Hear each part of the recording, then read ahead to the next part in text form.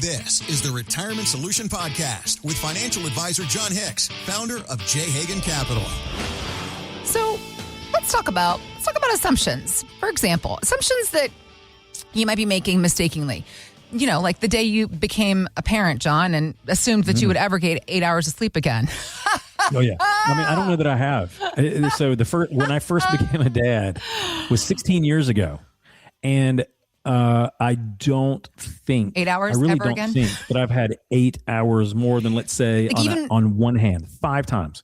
5 times. And that's usually when I'm traveling. Even on vacation, I was going to say, even when you're on vacation. Oh, that's the worst. Is it I get no sleep on vacation. None. Zero. Because you're uncomfortable. Because everyone's excited. Yeah. Everyone's not dreading to go to, to school or whatever. Oh, okay. They're excited because there's the beach out there, or there's the Disney park World, we're going to go to, or there's Disney or whatever it is. Yeah. So I get even less sleep on vacation. Got it. The only time that I can think that I get full 8 hours Work is trips. if I travel internationally and I land at a weird hour. Yeah. And so I'm exhausted, jet lagged, and then I can typically get a good 8 to 10 hours. I still have to plan it out, but those are the only times I can truly think of in the last 5 years. The life of a parent and a small business owner.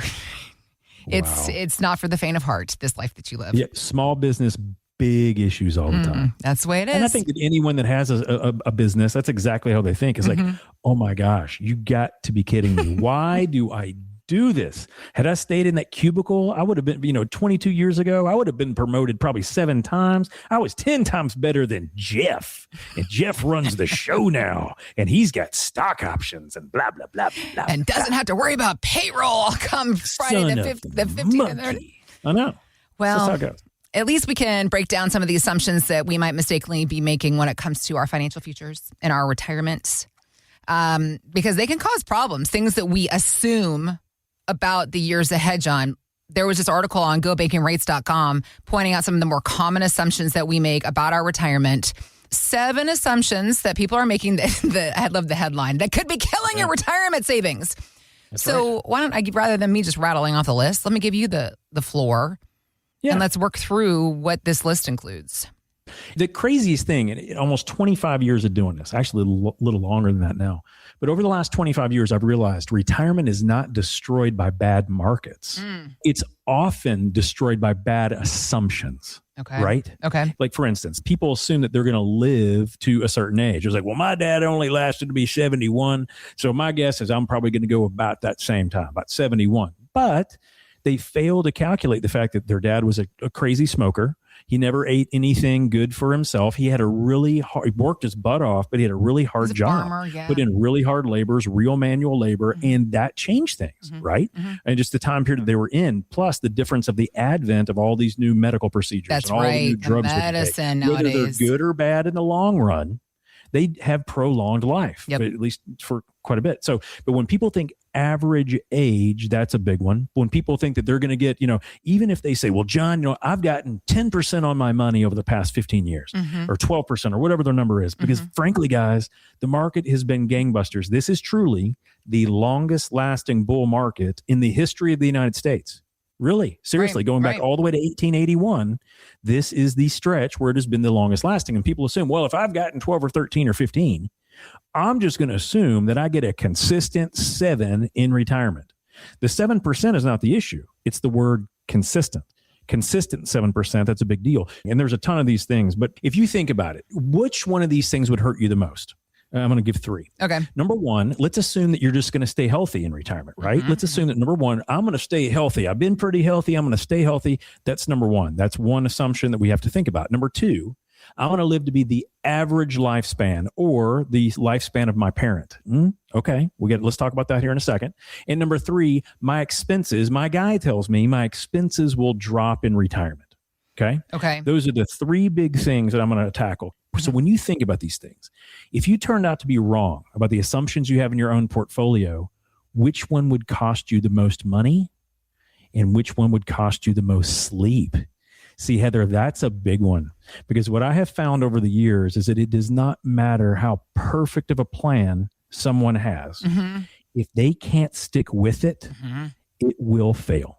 because they're not sticking to plan. Let's just assume you have a 65-year-old couple. And as a matter of fact, there was a couple months ago that I met with a couple that kind of reminded me about this.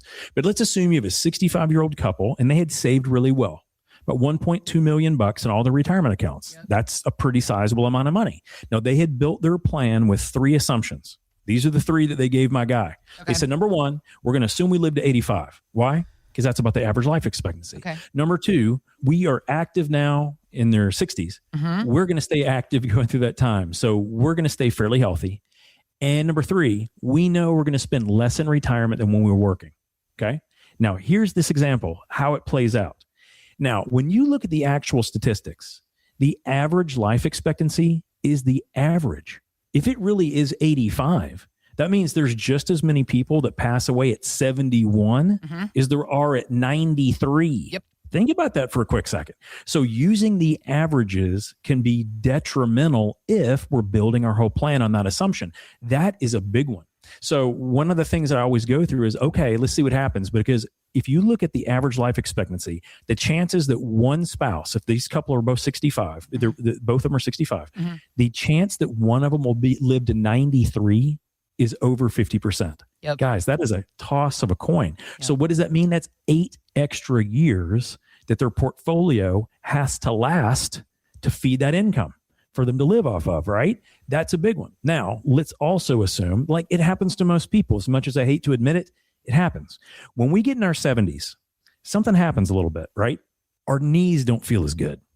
Our ankles start to bug us more. You know, if we had any arthritis in the family, that's starting to rear its head. And when we get into our 70s, unfortunately, especially by mid-70s, 73, 74, 75, we start to have health issues.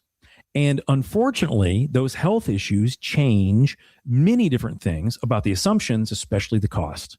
When you look at out-of-pocket medical expenses in the United States for a couple, it exceeds $350,000. I saw a study done a couple weeks ago. It was more than I'd ever seen anything. It was $480,000. That's an average couple's medical out-of-pocket medical costs in retirement. In retirement. Yeah. So when you think about that, if we assume, I'm going to be pretty healthy, but then something happens in our early 70s, mid 70s, and we last a normal life, that's 10 years of much, much higher medical bills. If we have put that assumption in our plan, that can absolutely be terrible, unfortunately. And that's unfortunately why so many people's expenses do not go down in retirement. They may go down for a brief period of time once everything's paid off and you've done all the travel you want, but then we call it the retirement smile, where in the beginning you live, pretty good. Why? You just retired. You might want to remodel the kitchen. You might want to take a Mediterranean cruise. You might want to rent a lake house for a whole summer with the grandkids or buy a lake house. And when you do that in the front end, your expenses are pretty high. Then as you've paid those things off or you don't need any more of those things, then your expenses drop a little bit. But at a certain point in time, usually mid 70s, we have health costs that go back up to be more than we were when we were working. Okay. So that assumption of my expenses are going to go down, unfortunately, isn't very good. The health topic, unfortunately, is a real one.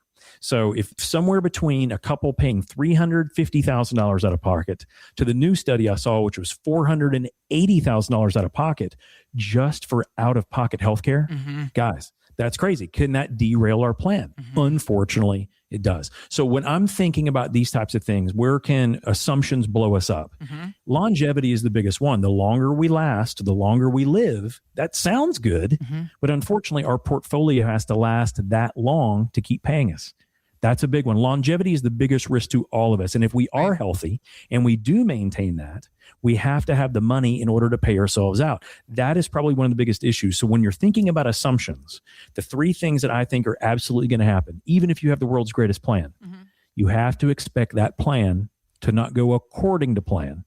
And what is your plan for that? Right? So the assumptions are big time. So when you're looking at your assumptions, whether it be a rate of return, how long you're going to live, how your expenses are going to operate, make sure you do a stress test. That is what our staff does. That's what the best advisors do. They stress test every single assumption in your portfolio. Why? Because we just want to find out what is the biggest culprit to us potentially not hitting our goals. If we can eliminate that, or put a safety net on that, or put guardrails on that, or put options against that so that we can still win, that is not only a well-designed plan, but that is a well thought out plan, because we know from time to time it's not going to go to plan. So get rid of those assumptions, because we know what they say about that. When you make assumptions, you make an ass out of you and me. And instead, let's stress test those assumptions to make certain that they're not, unfortunately, incorrect for a situation. Doing that, which is the bigger thing, it may not put any more money in your pocket, but chances are it's going to help you sleep so much better at night, because you know exactly what the culprit could be and you already have a plan for it. So one of the ongoing rubs for Americans, no matter what your age is. I mean, I think it was an Easter or two ago, we were talking, where my niece and nephew were involved in the conversation about Social Security. These are high school and college kids. Because Kyle and I was standing there saying, I was like, I'm not planning for Social Security to be part of my retirement plan. Whatever Social Security is by the time I retire in 20 or 30 years from now, it'll be a bonus check. I believe it will be there in some way, shape, or form, but I just have no idea what it's going to be. So I'm not counting on it in the meantime. Sure. Absolutely. As we continue to talk about America's insolvency problem, President Trump, now wait, don't switch off, because we know how saying his name can get people excited. President Trump. It's got a certain ring to it, the way it hits your ears. It's the best name anyone could ever use. Everyone knows it. We've been talking about it for a long time. I'm not going to change it now. President Trump has said how much he admires the program that they have in Australia. Down under, they require that employers fund private accounts for their employees and mandates that employees participate. So that's the government mandating that the government participates in a private account? Is that correct? Yep. Okay. Absolutely. So that money is invested, and that pension goes to retirees who meet certain income and asset criteria. Again, I'm not following exactly what this all means, John. This program is working there, though. Can you unpack this a little bit? And I mean, is it even worth asking the question if it would work here? Because, I mean, how far off are we from making something like that law in the States? Well, it's a very divided side of things on whether someone likes Australia or not. But let's focus on this for a minute, because Trump loves it. I was looking at the Aussies, and they do a fabulous job creating wealth for their people, or whatever he says, right? No, but if you look at it, let's take a look at Australia for a second, because most people don't pay attention to the land down under. Yeah. And sometimes it's actually good to pay attention to what our neighbors are doing, especially if they have what has been called a $1 trillion retirement machine. Not a joke. It's been called that by people. And that does sound like Trump. Not a joke. It's totally the machine of trillions. It's the greatest. It's the greatest thing. And if I can go down there, we're going to annex Australia next. We're going to take over that system. Don't even go there, Jon We're not going to go that direction. I'm going to slap those words out of your mouth. No, but the truth is that Trump has given some sound bites to the fact that Australia really does have a $1 trillion, what he calls, retirement machine. Now, if you really break it down on what it does, they only do a handful of things different than we do in America, but the outcome has been very different because of those minor changes. So first of all, the way it works in Australia, everyone has to participate. Every employer has to put money into the retirement plan for their workers. No question about it. Have to do it, mandated. And it's 12%. So when you are in Australia and you work and you got your $100 of wage, then $12 of that goes to pay into this system. Now, that is amazingly similar to how it works in America. In America, employers pay 12.4%. So Americans, if you work for an employer, they're FICA. Say it again? In the Social Security system, they put FICA and FUTA. Okay. Goes right in. Okay. So 12.4%, and it goes into an account for you. Now, here's the difference. Yeah. When it goes into that account in Australia, it goes to a private account, which means it typically and often invests in market-based investments, which is why Trump likes it, right? He likes it because historically, markets do well over time. So because of that, he likes that. I mean, looking at this, it does such a great job. It's almost as good as me, and how over time it just does so great. We should do that here. Now, here's the problem. In the United States, we do not have a mandatory saving program. That 12.4% that goes from your employer goes to Social Security. It is not in a private account. It is in U.S. Treasuries. So there's a good and a bad to that, right? The good side is it's in U.S. Treasuries. So as long as the government pays its bills, we are good. We know that that money will not evaporate. Now, it may not keep up with inflation, and we've been seeing that over many years. But the point is that we know that money's going to be there, but it does not grow nearly as fast. And because of that, that's why our Social Security system has been talked about to be privatized or something over the years. So the whole point is what Australia does that Trump really likes isn't the 12%, isn't the mandate. It's really the fact that they're putting it in private accounts, and those private accounts can grow more like the market. The United States is a very different beast. And because of the system that we call Social Security and the way that our politicians, no joke, have rated it over all of the years, I'm not talking current politicians, I'm talking you can go back to 1935 when Social Security was created, and you can look at how many times they have rated against the assets of the Social Security Trust. Because when the government puts that money aside into those accounts, it can utilize those assets, at least as collateral, for other things. In private accounts, it cannot. So that is one major difference. And where I see Australia's system eases the long-term government burden. This is the other thing Trump likes. The government's burden is a lot less in Australia. Why? Well, because they put it in a private account. That's your private account. You got to deal with it. Okay. However it performs. If it does great, good for you. Yeah. If it does terribly, not our problem. It was a private account. That's how it goes. Okay. And I do not think that the United States will do that, because in the United States, the move to mandatory private accounts, and especially because if you do well, if you do better, you're not going to get as much money added to that account. That's what a means test is. The better you do, the less benefit you often get. It's a means test. If you have sufficient means, sufficient assets, they're not going to give you as much money. Okay. Right? So that's kind of an issue, at least the way the United States works. Because it's But here's the percentage bigger- based. Correct. Got And it. so when you think about that means testing, that is basically the grounds for a political street fight. Got it. Employer mandates and benefit changes are going to be a tough sell in the United States. Yeah. So if you really break it down and strip it out, because I've heard Trump mention this in one or two sound blurbs, because I'm like, why on earth is he talking about Australia? Because they don't have the same problem with their pension system, if you will, compared to the United States Social Security system, mainly because it's grown. Now, we have also been in the last, 50, 70, 100 years, a growth phase. It would be pretty unlikely to think that the markets would falter and then never recover. It could happen if we have some kind of a nuclear holocaust or something like that. Okay. But it's highly doubtful that would happen. So that's what Trump wants to do. He would love to consider privatizing a portion of Social Security. Now, do I think that there's a shot in Hades that he'd be able to do that? Right. Absolutely not. And this is not a red versus blue situation. No. It really isn't to me. No politician is- will touch Social Security because it's career suicide. Well, right. And also to the point to where they won't touch it and fix it. Right. Because they're afraid of what they're going to have to That's right. give up to make it fix, right? And we've done this. We've done this on the show before. I'm going to tell you right now, in 2016, or leading up to 2016, Hillary Clinton had a way to fix the erase national our debt. debt. Yep. And as much as I hate to say it, You weren't it is gonna the like truth. it, But she could fix it. Mathematically, it worked. Yeah. Now, do I think that is unfair government confiscation Right. of private assets? Right. Personally, Yes. I do feel that way. Agreed. But if you're a politician and you finally see real math that suggests all the government has to do, if you're gone and your spouse is gone, so now the person that put money in that retirement account and their spouse, you're both gone, guess what? Retirement is effectively over.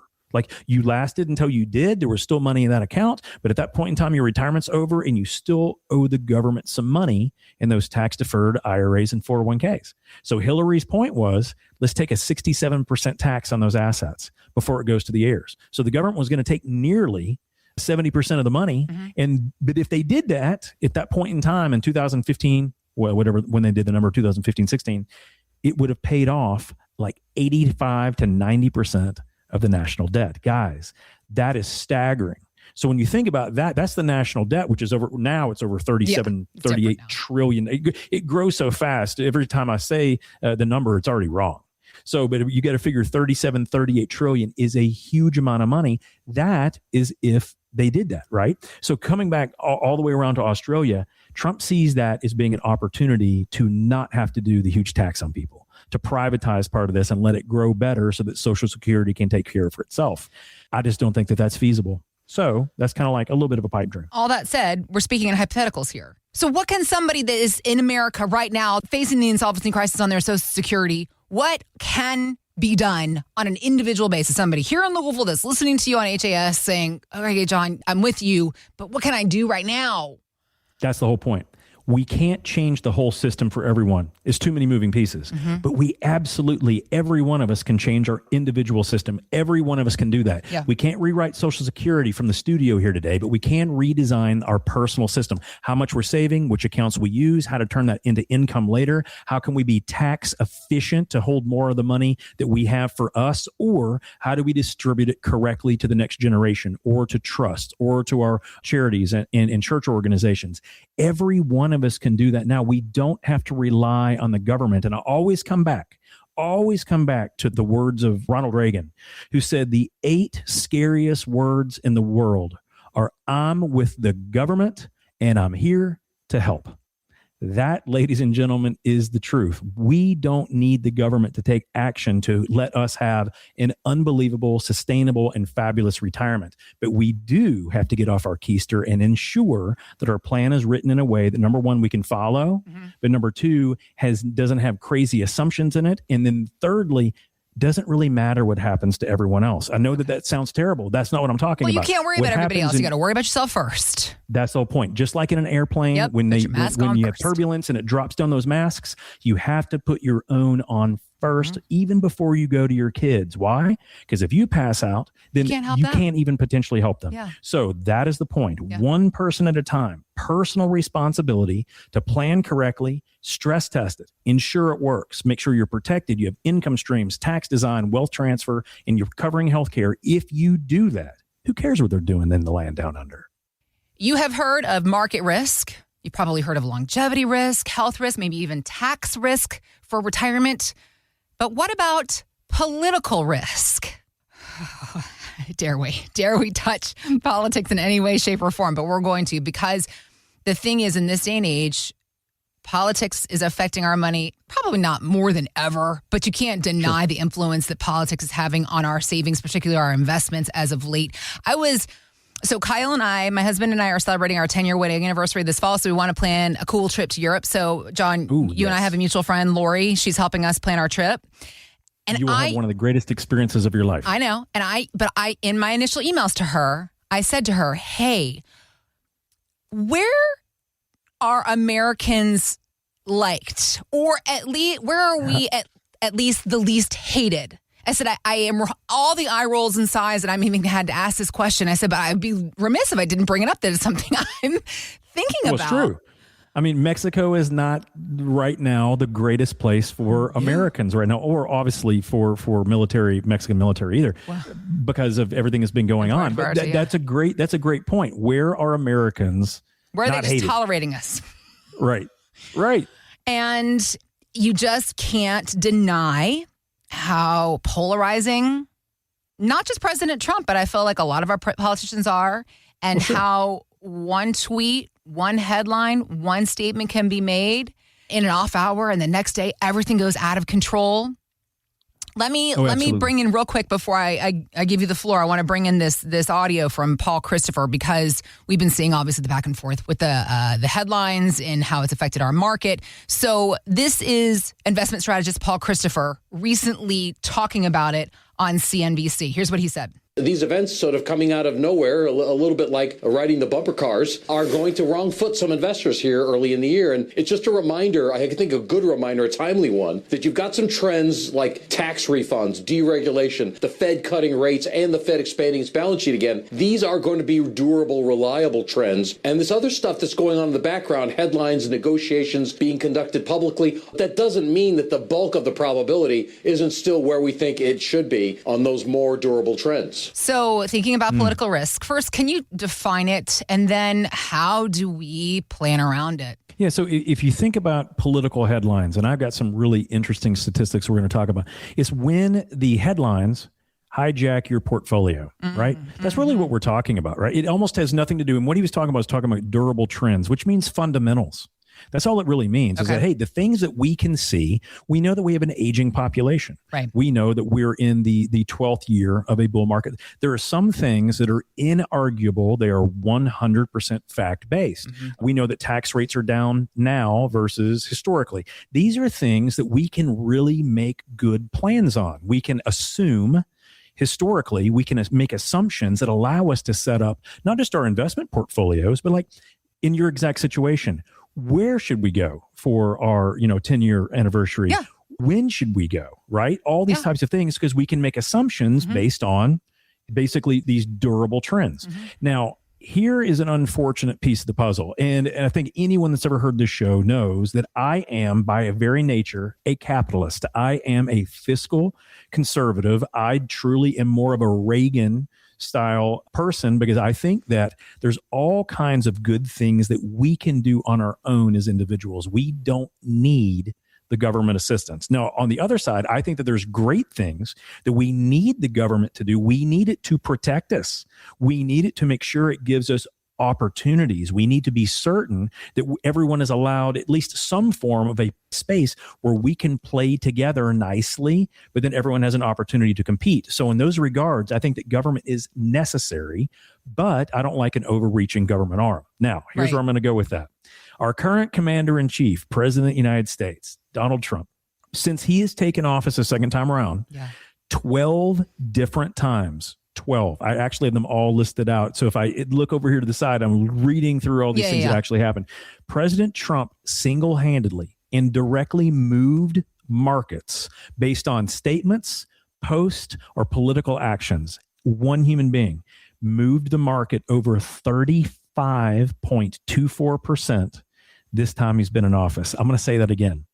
Very rarely has a headline made a huge impact in the long run. Okay. Right? Short runs, things happen. The Fed chief is going to step down. Ooh, markets react a little bit. A new CEO is named to NVIDIA. Well, that's going to change things a little bit for a few moments. Yeah. But when one person can send out a statement or a post or a tweet or say things like, we're going to tariff another country more, all of a sudden it's disruptive to everyone that deals with that. For instance, if you say, I am going to tariff products that come in from this country, whatever it is, and all of a sudden, all of those shipping companies like FedEx, UPS, DHL, take your pick, all of a sudden, those shipments cut in half. Now, FedEx and UPS, don't you think they had assumptions on what was going to be coming in and how they're going to make their payroll and how they're going to pay their benefits? Right. Of course. And one person, whether the Supreme Court allows them to do it or not,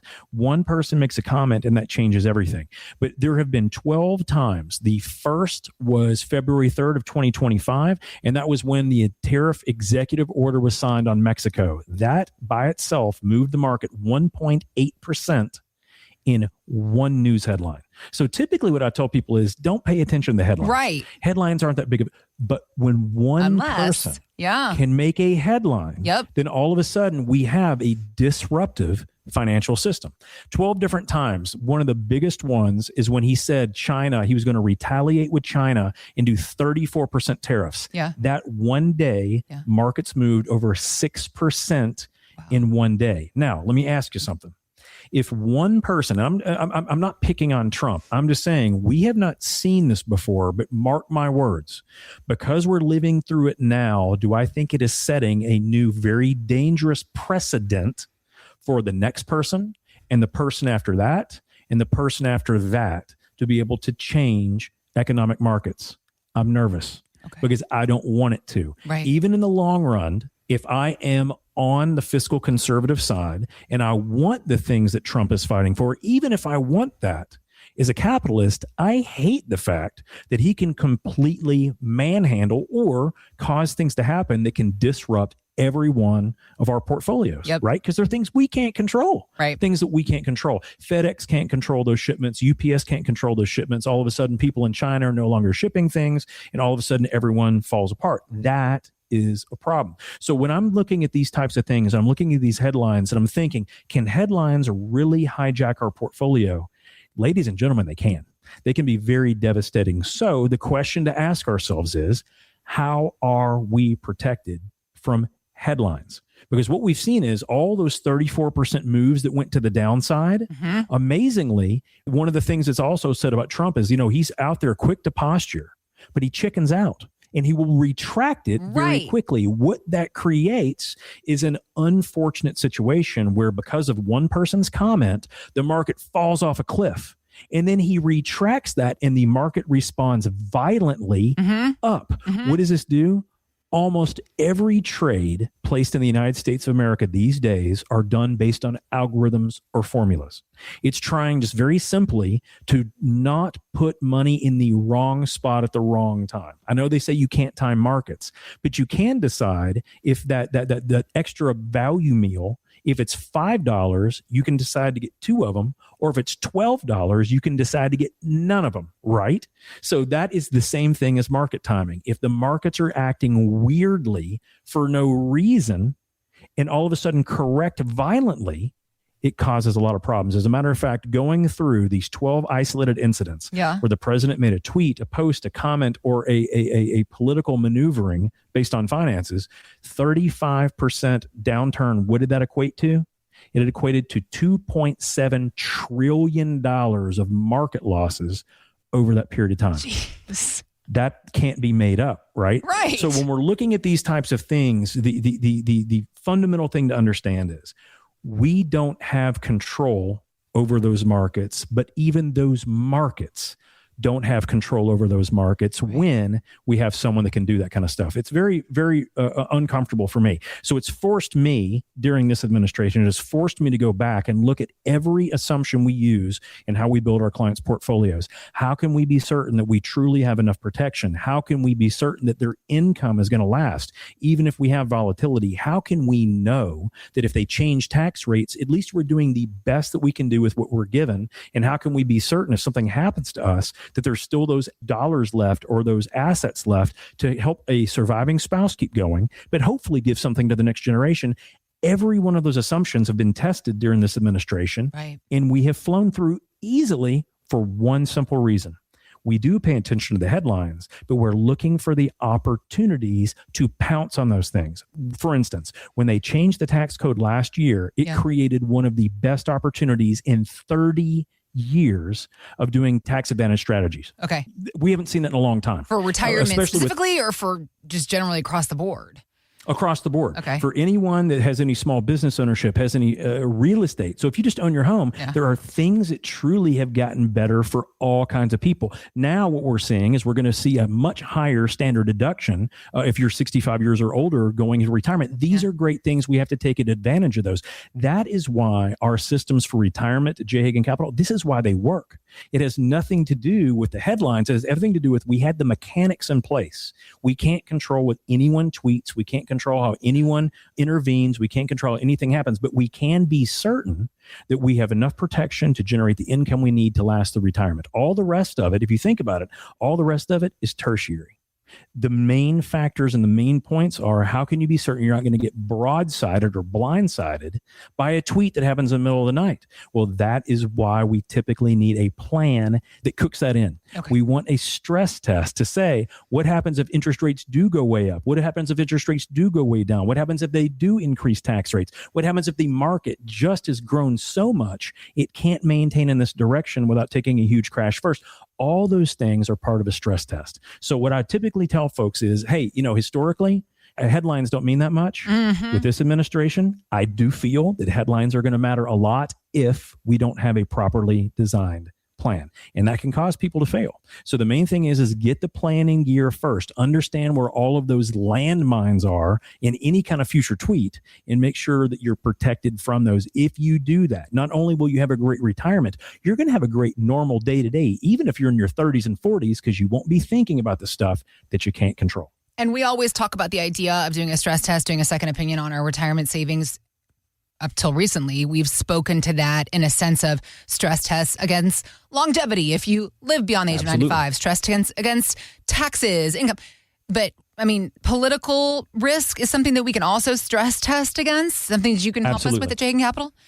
Absolutely. Okay. You can look at volatility. You can look at how much jangle is there in that up and down. If there's a tremendous amount of up and a tremendous amount of down, can you hedge that risk? Okay. Can you put guardrails? Can you put safety nets? And almost everyone can with market-based investments if they know how to do it correctly, but they don't need to do it until they have a plan that shows them they need to do it. And if they see that, you can't unsee it. It's really great getting second opinions when you can build a quality portfolio that doesn't matter who's in office. That's the point. But markets are moving more than we've seen in a long time. And we just want to make sure that our plan can, number one, work, but number two, can it be stress tested? Got it. Well, Jon and his team, they're here to help you with that. If you would like some help when it comes to all the stress that we need to actually enforce, in positive stress, put on our plan, our savings to ensure that they are going to withstand all different kinds of risks, including political risks. Jon and his team at J. Hagan Capital, they can help you get that kind of review on your savings. So reach out to us. RetirementSolutionShow.com is where you can do that, where you can start the conversation with Jon and his team when it comes to all the different risks that could be coming after your money. Well, here's your opportunity to build a moat around your house and work to better protect your hard-earned savings. Jon and his team want to help you with that. RetirementSolutionShow.com, or click on the links we've got posted in the show notes. There is something to be said for, well, maybe by Sunday I have the regrets of my Friday and Saturday choices when it comes to what is it about the weekend that I can wake up on Monday and I'm hydrating and I'm planning on salmon for dinner, like no problems. The second I can sniff Friday coming my way, I'm like, who wants pizza and a whole bottle of red wine? That's what I'm talking about. That's just how it goes, right? That's the beautiful part about being American. We can decide to whiffle and waffle anytime we want. Sure do. We have great intentions. It's the best of intentions. For me, it's sleep. What I realized is that every Monday I'm like, why did I choose to stay up on Friday and Saturday? Because I knew I could have slept in, but it never happens. That's actually that's a sleep deficit.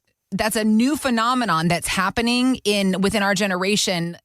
Like the Gen Xer world of because we live in a 24-hour news cycle and social media with our kids, with our jobs, with our spouses, what we do, it's called something. It's actually a new psychological term where we feel like we're getting some time for us by staying up late and watching TV or scrolling or whatever. I can't remember the binge watching something or doom scrolling. Yeah. You feel like you're getting some time back for you, but you're actually only hurting yourself by robbing yourself of sleep. 100%. So I have one of those Aura rings, and this thing is awesome. Like it is truly, like medical grade. Is it good? It's incredible. Okay. But one of the things that they've recently updated the software, it shows you your sleep deficit, right? And it doesn't brutal truth.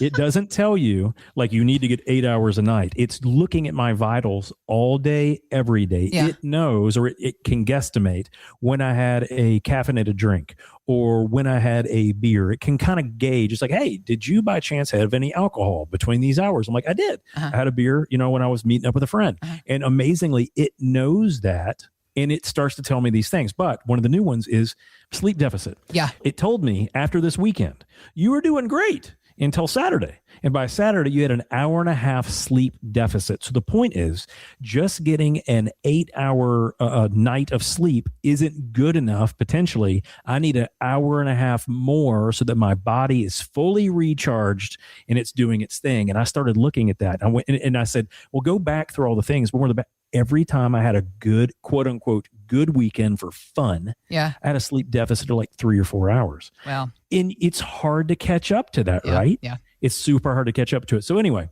so every time that I think I'm doing something fun, I'm just stealing future joy from tomorrow. Robbing yourself to spite yourself. I had a client tell me that. He goes, every time you have a great night on a Friday or Saturday night, all you're doing is stealing joy from tomorrow. Rude. And I was like, that wow, client, you fire really that client. Pop my bubble. Fire that client immediately. We don't need that kind of reality here. They were in the medical profession. I bet. I was about to say, this sounds like a cardiologist if I ever heard one. Doesn't it? Stupid cardiologist wanting me to be happy and healthy. How dare you? That sounds miserable. Hey, let's not bring up the cardiologist. Well, actually, we can. Let's talk about the negatives of Oreos. Negatives of Oreos? If there is such a thing. Other than taste, are there any positives to Oreos? How dare you? Joy. I'm just asking. I'm just saying. Glee. I was one of those kids that, when I was younger, I did twist the top off and lick out all the middle filling. I threw the cookies away. I didn't like. Why are I you wasn't giving a me all chocolate this hurtful fan. information today? Today, I am aware that is really wasteful. Well, but back in the day, I didn't care. So the double stuff, triple stuff, yeah, those are what I went for because that's where all you the were filling like, was. give me the good stuff. You weren't getting what you thought. Here's the reality of the situation. So I don't know what kind of good time you were having in math class, but not as good of a time as this New York high school because they literally were analyzing double stuffed Oreos at a New York high school math class to discover if there truly was double the amount of the creamy white filling, and found that double stuff fell 7% short of the actual doubling. So they quantified it.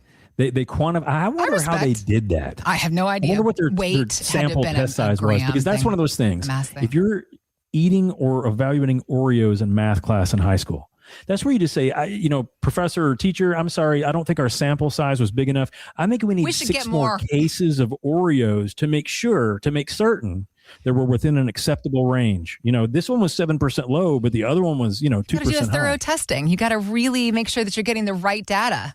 That's the scientific way to do things, right? It's science. Hey, speaking of science and math, let's talk about the shorting that happens to our retirement savings. Mm-hmm. Very similarly, percentage-wise, when it comes to how our taxes can chew up our retirement savings, that 7%, how it lays into our savings, it can really derail our financial futures, John. Well, I mean, yeah. So it's one thing if you don't have, 7% more filling in your Oreo. I don't think anybody's going to go, this tastes a little short. I'm going 3 to 8% understuffed. I'm just letting you know. No, I don't think anyone does that. But the amazing thing is that the same concept, we think we're getting something, but then we're not. And I see this happen all the time in our office. Now, one of the biggest issues that we see this in is mental accounting, right? So someone comes in and they've got their statements. As a matter of fact, there was a couple that came in a few weeks ago. Yeah. And they'd done an awesome job. They saved about $2 million. And, really by all stretches, quite a bit of savings. And they were looking at this, John. It's like, man, John, I think we get enough. We get $2 million. And they did quick, simple mental accounting. Yeah. And they said, based on this $2 million, we should be able to pull off 5% a year. We should be able to live off, $100,000 every year. No problem. And I'm like, well, right. But, we get some bills. I'm like, well, what do you mean? I'm like, okay. Perfect. So this is a great case example. When you're thinking, and anyone out there that's listening, when you're thinking about what's in that 401k and you're thinking about that statement, it's got $500,000 or $1 million or $2 million or $10 million. Thing that is when we look at that in our mind, that's like the double stuffer. That's all ours. Okay. That's all ours. We got all that. Unfortunately, that's not all ours. Not in a traditional IRA or a 401k, because we have a silent partner in every one of those accounts. The government. And the government gets their quote unquote fair share. And when you think about that, especially for this couple that saved $2 million, they were going to have a pretty good amount of income coming in through the form of RMDs at a minimum when they had to start taking those out. What we saw is that because they had done such a good job saving mental accounting, they thought that they were going to be able to spend that $2 million. No. As a matter of fact, they were really going to only end up with about $1.4 million of that $2 million. And when we went through that, their eyes lit up to the size of car headlights, and they were just like, whoa. John, what are you talking about? I'm like, I know. It stinks. Because our whole lives, we were told, put your money in, let it grow, make sure you diversify, make sure you rebalance, They're 65 years old, $2 million. Unfortunately, they had forgotten. It wasn't like they didn't hear it once. They had forgotten that whole $2 million was not theirs. And because of the required minimum distributions that were going to come out in the future, they were actually going to pay a higher tax rate to pull that money out than they ever got as a tax break for putting it in the first place. Think about that. They were actually going to pay more to pull that money out based on their RMDs looking forward than they actually got as a tax break putting it in the first place. Isn't that a great little gift from the United States government? That is so much worse than not having 7% extra filling in your Oreo. Talk about a ripoff. So that changed, and they were flummoxed. They just had, there was like, John, we knew we had to pay taxes. We didn't think it was like $600,000's worth. And I'm like, unfortunately, yes. unless. And ladies and gentlemen, that is one of the most important phrases of financial planning. Okay. Blank, blank, the blank word will unless? happen Okay. unless. And so I showed them what could be done if they wanted to maintain that same income they talked about, which was $200,000 a year. What, or the $100,000 a year from that asset, what could be done? We looked at what would happen if they did asset shifting, if they did bracket bumping, if they started purposefully shifting some of those assets from the tax deferred account into the tax free. Their CPA told them, at your age, it's a terrible idea to do conversions. It's a terrible idea because you're not going to live long enough for that to work out. Ladies and gentlemen, that CPA was dead wrong. When we looked at the numbers, assuming they lived just to be their mid 80s, which is about the standard. And again, I think people will live longer. People won't live as long, but if they live to be 85, they were going to save almost $693,000 in taxes by simply converting those monies correctly over time. Why? How could they save that much money, John? Because they were converting that money and they were no longer having to pull out as much for required minimum distributions. On top of that, they were doing it correctly in bracket bumping to the top of their marginal tax bracket. So they were still paying a lower rate to pull the money out and convert than they would have been paying if they were taking it in the form of RMD. Long story short, that $600,000 that they were freaked out about because they did not realize how much goes to the government, we found a way to get it back from the government by using smart tax planning. And the greatest thing is by putting it this way, Heather, it also set them up for wealth transfer. So the next generation would hold on to every one of those dollars potentially. If we did this all the way until the time they were gone, they were going to almost hold on to every single dollar so their eyes would not become the headlights thinking, wow, mom and dad gave us this $2 million, but I really only get 1.2. No. This way, the way that we structured it, when mostly in Roth, insured accounts, and certain trust accounts, those kids were going to potentially be able to keep every single dollar that's in those accounts. Simply because instead of dealing with the fact that we didn't have 7% more stuffing, let's find a way to triple stuff that Oreo. Double stuff is one thing. We're going to triple stuff it by doing what the government allows us to do, which is utilize the tax code in a way that benefits us legally, honestly, and ethically. That's what we decided to do. Let's begin the conversation helping you understand about your plan, your money, your future. It's retirementsolutionshow.com or just click on the links we've got posted in the show notes. Thanks for listening to the Retirement Solution Podcast with Jon Hicks. Begin the conversation about your savings plan with John and the team at J. Hagan Capital by visiting retirementsolutionradio.com. Be sure to listen to John's radio show, The Retirement Solution, Saturdays at 8 a.m. and Sundays at 9 a.m. on News Radio 840 WHAS.